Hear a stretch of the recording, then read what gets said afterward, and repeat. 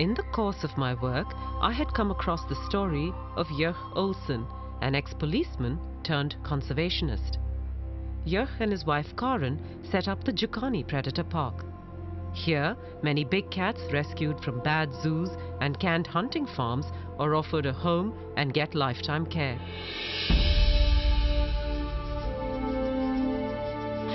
Jörg has a remarkable relationship with his cats, and he handles them in a way I have seldom seen before.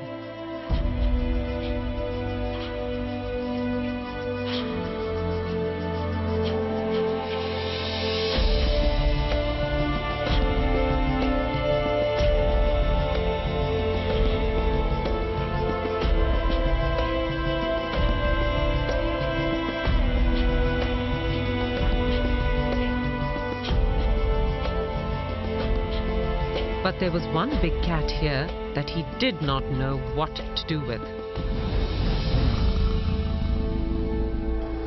This black leopard, called Diablo, had been rescued from a European zoo where he'd been abused. That experience had made him suspicious and vicious.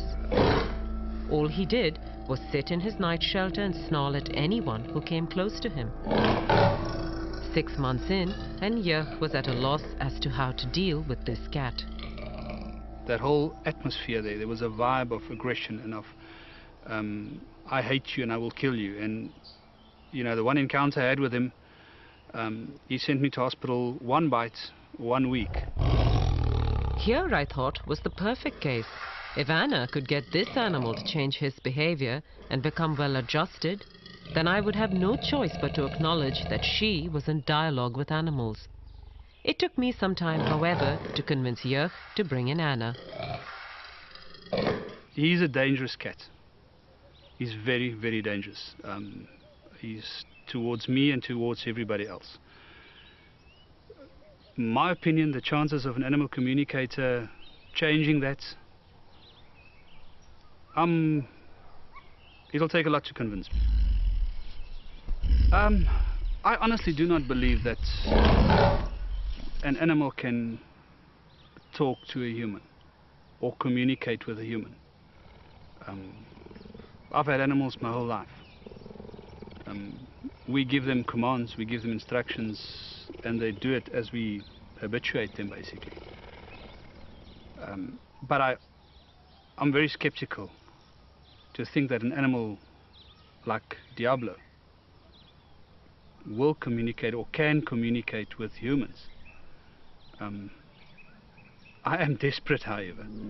I do not want to lose him. I made sure that Anna had no information on Diablo or his history before she came to speak to the black leopard.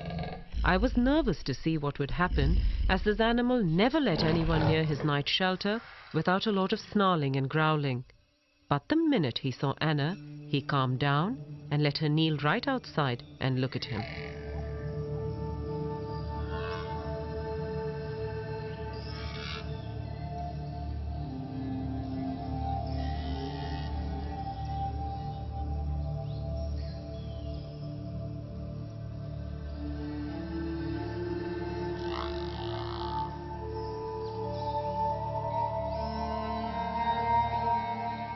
This beautiful black leopard that you've asked us to communicate with is very overawed by his new surroundings, having come from a very cramped and stressful place for him.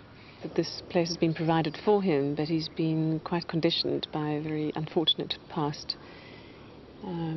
He doesn't want much to do with humans as a result.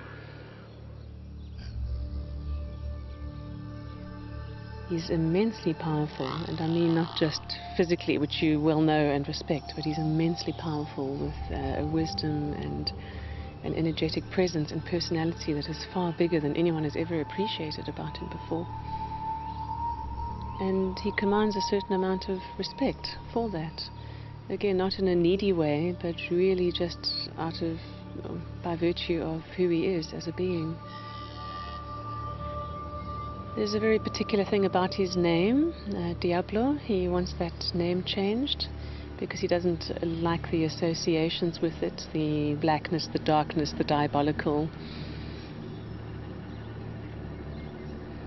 And when asking him about his past before coming here, he shows concern for 2 young cubs that were next to him. He's asking what happened to them with a great sense of care and concern. We actually forgot about that. When we went to fetch him, there was so much excitement about bringing him back here. It actually slipped my mind until she said, he asked about the 2 cubs, and then we've remembered there were 2 little young leopard cubs next door to him that came from Breytenbach, and they were sort of semi-wild. They weren't hand-reared, and it just slipped my mind. And when they talked about it, I couldn't believe. I actually did believe it. I mean, then I really believed that they were communicating. And she communicated with him, and when we spoke to her and she relayed all the information back to us, firstly I didn't believe her. You know, it's things that anybody can think out, and you can think, you know. And then she said something about the cubs that were with him. And that changed this whole thing, because now all of a sudden, you know, that's something that she didn't know about. And I've also reassured him that you have no demands of him here, that you're quite happy to not make any physical demands of him or any expectations for display or interaction, that you're really willing to let him be how he wants to be. And that's given him an enormous sense of relief. Yeah. And having told him that has for the first time made him actually genuinely interested and now exploring a bit further. Now that he feels that he's not being asked to come out more, he's genuinely interested in being relaxed enough to have a natural curiosity come out and to actually expand his horizons a bit. And Yeh was just stunned when the black leopard walked out of his night shelter into the larger enclosure later in the afternoon. In the 6 months that the cat had been here, Yeh had never seen him out of the night shelter. He then decided to rename the leopard Spirit.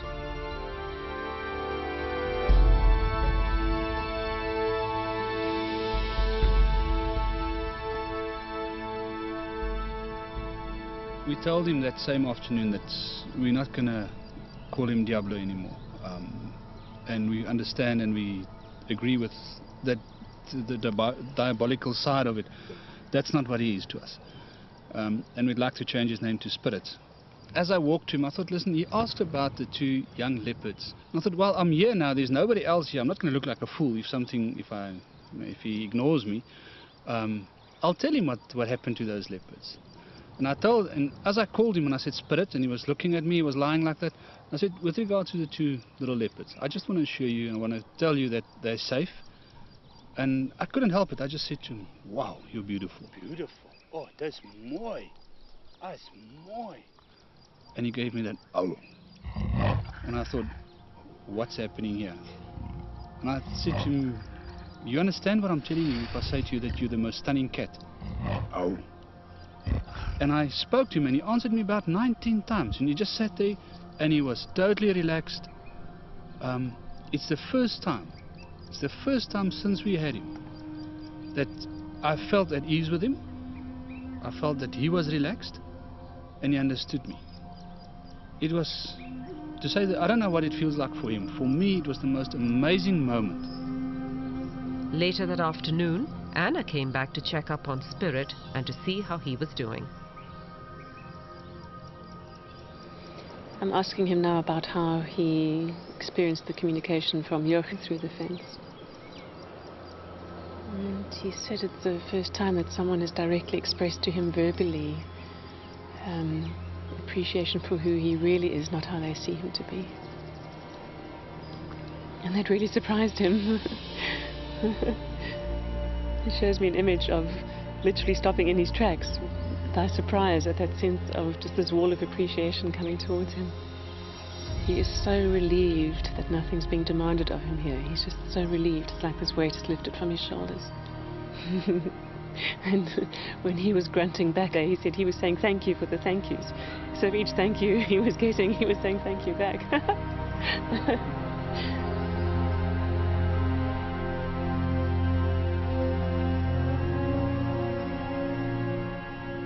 Is there anything you'd like to say about that feedback? I think we'll talk about this a bit later. I can't listen.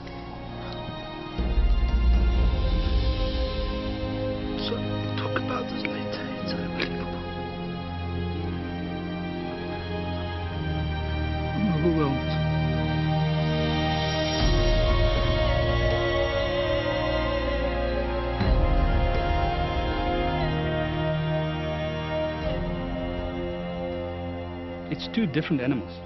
It's two totally different personalities.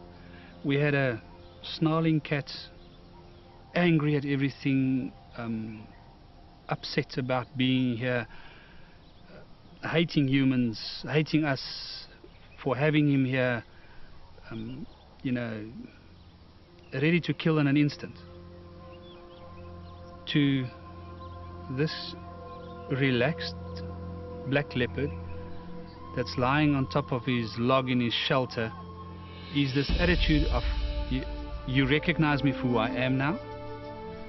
And it's amazing to talk to him and get the talking and get him to talk back to us. Jurg and Karen attended Anna's workshop on animal communication and now use it regularly with all their animals. It changed my whole life. And spirit and animal communication has taught me, you know, when I work with my other lions, the reactions you get, the communication you get back, the feelings you get. You know, sometimes you get lions, or Queenie for instance, that's unhappy with something that happened, and I'm not sitting out there wondering what's wrong with her. She tells me, and I can correct it, and I can make her happy, because she is in my, I have to look after her. I've got to make her happy. It changed the whole family.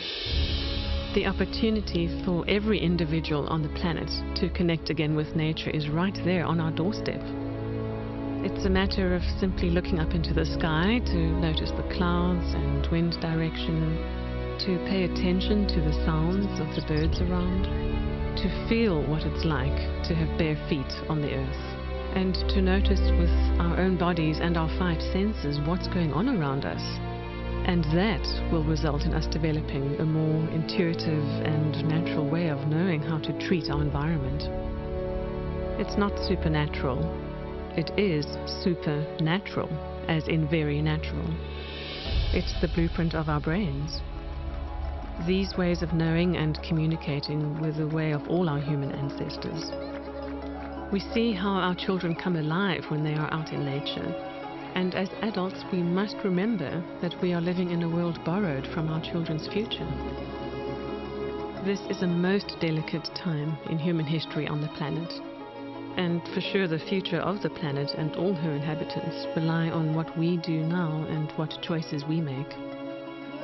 Those choices can be informed by what the animals are telling us if we are just willing to listen and to hear. Perhaps the only real question for us humans is, how are we going to respond?